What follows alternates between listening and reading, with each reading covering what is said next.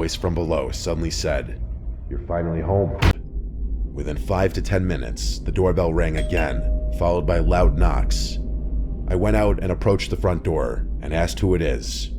A male's voice said it's the police. It was a different voice from the other guy. I looked through the glass and confirmed it was a couple police officers. I opened the door for them, and right off the bat, the taller officer in front walked right into my house without my even inviting him in. He said they were responding to my report of a disturbance, and I said there's a man lurking around the house ringing the bell and knocking on my window. I don't want to make a big part of my recounting this story about this particular police officer, but he was the rudest man I'd ever met. I felt like he was on a power trip. He was demeaning towards me, telling me to shush and talking over me while I was trying to explain. He also didn't seem to take my claims very seriously.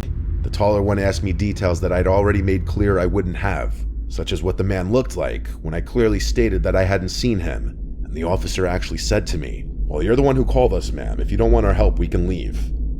I was taken aback completely. I'd never called the police before, and I never expected such a lack of professionalism. I apologized and said I'm just scared. It was around this time that the two officers walked around the house with their flashlights. They went full circle and then came back, but honestly, they didn't really check very thoroughly. They came back to the door and told me there's nothing they can do if I don't have any cameras or proof of the man trying to commit any wrongdoing. The two cops then left. I didn't feel any better at all, besides the fact that maybe whoever that man was saw I called the police. When I got home, I immediately noticed a cool draft in the house. After setting my things down on the dining room table, I noticed a window open.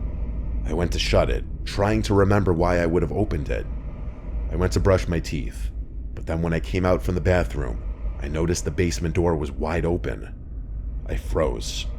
This was when I started hearing this faint but consistent clicking sound. As I got closer to the basement stairs, I realized it was coming from down there.